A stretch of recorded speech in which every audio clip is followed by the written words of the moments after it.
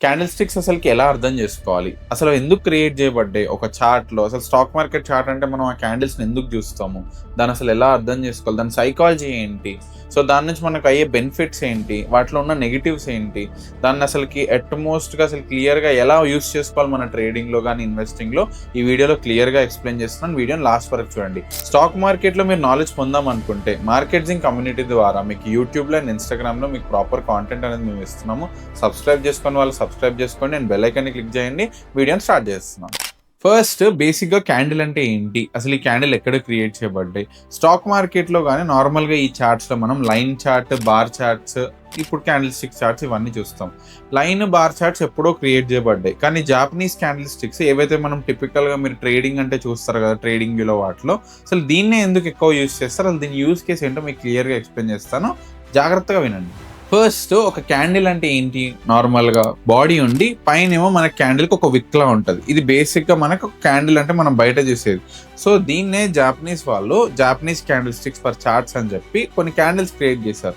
For example ఇప్పుడు price అనేది 100 దగ్గర స్టార్ట్ అయింది. 150 దగ్గర ఎండ్ అయింది. లాస్ట్ ఒక హాఫ్ అన్ అవర్‌లో. సో, ఈ హాఫ్ అన్ అవర్‌లో 160కి ఎళ్ళింది. కింద 90కి ఎళ్ళింది. సో, ఇప్పుడు క్యాండిల్ వల్ల మనకు అర్థమైంది ఏంటి అంటే ఒక 30 మినిట్స్‌లో ప్రైస్ 100 దగ్గర స్టార్ట్ అయ్యి 150 దగ్గర ఎండ్ అయింది. ఈ మీన్ టైమ్‌లో ఇంత ఫ్లక్చువేట్ అయిందని చెప్పి.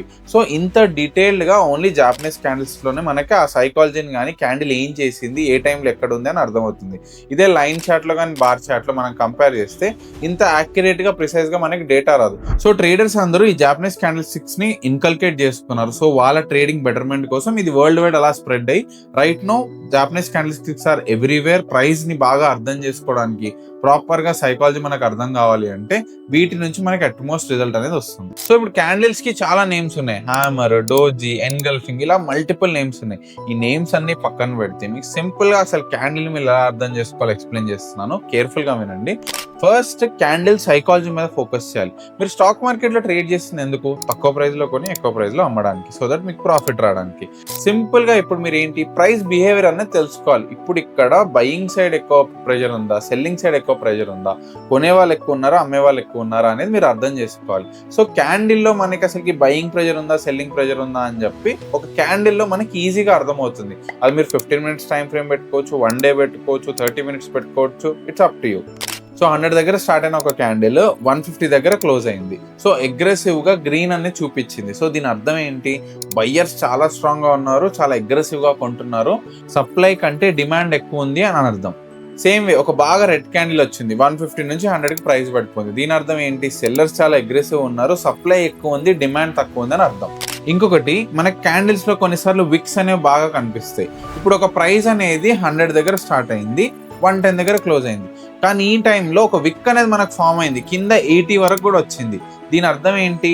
సెల్లర్స్ చాలా పుష్ చేశారు, వెరీ అగ్రెసివ్ గా మార్కెట్ ని పుష్ చేశారు, అయినా కానీ ప్రైస్ అనేది పైన సస్టైన్ అయింది. సో, ఇలాంటి డిఫరెంట్ క్యాండిల్స్ లో డిఫరెంట్ మీనింగ్స్ అనేవి ఉంటాయి. మీరు ఎప్పుడన్నా క్యాండిల్ ఎంట్రీ ప్రైస్ ఎక్కడ, ఎండింగ్ ప్రైస్ ఎక్కడ, ఈ మీన్ టైంలో ఎంత ఫ్లక్చువేట్ అయింది, పైన కిందన్నా. సో, ఇలా మీరు క్యాండిల్ టు క్యాండిల్ ఎప్పుడన్నా మీరు ఎంట్రీ తీసుకునే ముందు అక్కడ సైకాలజీ మీద ఫోకస్ చేశారనుకోండి, మీ ట్రేడింగ్ చాలా ఇంప్రూవ్ అవుతుంది. రాదర్ దాన్ ఈ క్యాండిల్ ఇలా ఫామ్ అయితే మీకు ఇమీడియట్ గా ఇలా డౌన్ ఫాల్ అయిపోతుంది. ఇలా నోషన్స్ అన్ని ఉంటాయి కదా మనకి రీల్స్ లో కానీ, వీడియోస్ లో కానీ అన్నిట్లో చూస్తుంటాము. అక్కడ ఏం జరుగుతుంది అంటే మీరు ఒక కండిషన్ మైండ్ సెట్ లోకి వెళ్ళిపోతున్నారు. ఎప్పుడన్నా మీరు అక్కడ price psychology and price behaviour మీద ఫోకస్ చేయాలి. సో, ఈ ఫోకస్ అనేది ఎలా వస్తుంది? ఫస్ట్ మీరు ఈ క్యాండిల్ సైకాలజీ మీద ఫోకస్ చేయండి. తర్వాత దీని రిలేటెడ్ డేటా, ఫర్ ఎగ్జాంపుల్ నిఫ్టీలో మీరు ట్రేడ్ చేస్తున్నారు అనుకోండి. ఫర్ ఎగ్జాంపుల్ ఇప్పుడు నిఫ్టీకి పుష్ ఇచ్చేవేంటి? రిలయన్స్ కానీ, హెచ్డిఎఫ్సి కానీ, ఐసిఐసిఐ కానీ, ఐటీ సెక్టర్ కానీ, ఇవన్నీ పార్ట్ ఆఫ్ నిఫ్టీ. ఇప్పుడు నిఫ్టీ పైకి వెళ్ళాలి అంటే మేజర్ సెక్టార్స్, నిఫ్టీకి బాగా వాల్యూమ్స్ ఇచ్చే స్టాక్స్ కానీ అన్ని బుల్లిష్ ఉంటేనే కదా నిఫ్టీ పైకి వెళ్ళేది. సో, వీటిని మీరు కన్సిడర్ చేయాలి విత్ ద క్యాండిల్. నెక్స్ట్ మీరు ఆ క్యాండిల్ తో పాటు వాల్యూమ్ ని మీరు చెక్ చేసుకోవచ్చు. నెక్స్ట్ మీరు క్యాండిల్ సైకాలజీ అబ్జర్వ్ చేస్తూ మీరు ఓఏ డేటాని అబ్జర్వ్ చేసుకోవచ్చు. సో, ఇలా మీరు క్యాండిల్స్ తో పాటు మిగతా డేటా ఫ్యాక్టర్స్ అన్నిటిని మిక్సప్ చేశారనుకోండి, ఫండమెంటల్లీ అండ్ టెక్నికల్ అనాలిసిస్ ని యాడ్ చేస్తే మీ ఎంట్రీస్ మీకు కరెక్ట్ గా వస్తే, మీ టార్గెట్స్ మీకు కరెక్ట్ గా వస్తే డెఫినెట్ గా మీరు ప్రాఫిట్ లోకి వెళ్తారు. క్యాండిల్స్ చాలా ఇంపార్టెంట్ రోల్ ప్లే చేస్తే మనం చార్ట్స్ ని అర్థం చేసుకోవడానికి. సో కండిషన్డ్ గా మీరు హ్యామర్ అంటే హ్యామర్, షూటింగ్ స్టార్ అంటే షూటింగ్ స్టార్, ఇలా మీరు ఒక ఫిక్స్డ్ సైకాలజీలోకి వెళ్ళిపోకండి. ఈ క్యాండిల్స్ ఇలా 100% జరగాలని చెప్పి మార్కెట్ మీకు ఎలాంటి ప్రామిస్ చేయదు. నేను ఇలా చేస్తే ఇలా జరుగుతానని చెప్పి మార్కెట్ మీకు ఎలాంటి ప్రామిస్ చేయలేదు. అప్పటి వరకు కొన్న జనాలు ఇమీడియట్ గా రివర్స్ కూడా అయిపోవచ్చు. సో ఎప్పుడన్నా మీరు క్యూములేటివ్ గా ప్రైస్ సైకాలజీ, ప్రైస్ బిహేవియర్ మీద ఫోకస్ చేయాలి. ప్రాపర్ గా స్టాప్ లాస్లు పెట్టుకోవాలి. అసలు మార్కెట్ లో ఏం జరుగుతుంది ఏంటి అని చెప్పి ఎప్పుడన్నా ప్రైస్ మీదే ఫోకస్ చేయాలి.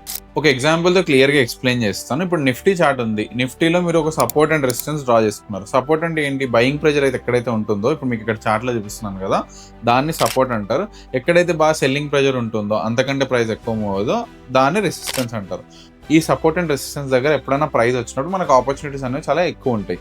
సో ఇక్కడ మీరు ప్రిసైజ్గా మీ క్యాండిల్స్ని అబ్జర్వ్ చేయాల్సింది ఏంటి అంటే, మీకు ఒక బయింగ్ క్యాండిల్ కానీ సెల్లింగ్ ప్రెజర్ క్యాండిల్ కానీ ఫామ్ అవుతున్నప్పుడు ఆ పర్టికులర్ జోన్స్ దగ్గర అక్కడ మనకు 2 ప్రాబిలిటీస్ వస్తాయి.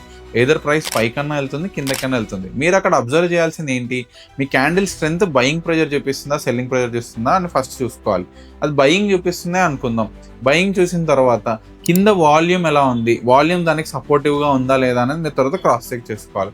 ఆ వాల్యూమ్ తర్వాత మీరు ఓఐ డేటా, రిమైనింగ్ డేటా ఫ్యాక్టర్స్ కానీ, టెక్నికల్ కానీ, ఫండమెంటల్ ఫ్యాక్టర్స్ మీరు ఏవైతే ఫాలో అవుతున్నారో మీ ట్రేడింగ్ కోసము ఇండికేటర్స్ కూడా మీరు అటాచ్ చేసుకోవచ్చు. It's up to you. So దీన్ని బట్టి మీకు ఓవరాల్గా this is the flow to get successful in trading, to understand the price. So ఇది బేసిక్గా ప్రైస్ యాక్షన్ కానీ, ప్రైస్ బిహేవియర్ కానీ, సైకాలజీని అర్థం చేసుకున్న వాళ్ళు ఫాలో అయ్యే స్టెప్స్. ర్యాండమ్గా ఒక ఇండికేటర్ని అప్లై చేసేసి ఇక్కడ కొనండి, ఇక్కడ అమ్మండి, క్యాండిల్ గ్రీన్ అయితే కొనండి, క్యాండిల్ 10 మీటర్లు వస్తే ఇంత కొనాలి, అంత కొనాలి, దిస్ ఇస్ ఆల్ రబ్బిష్.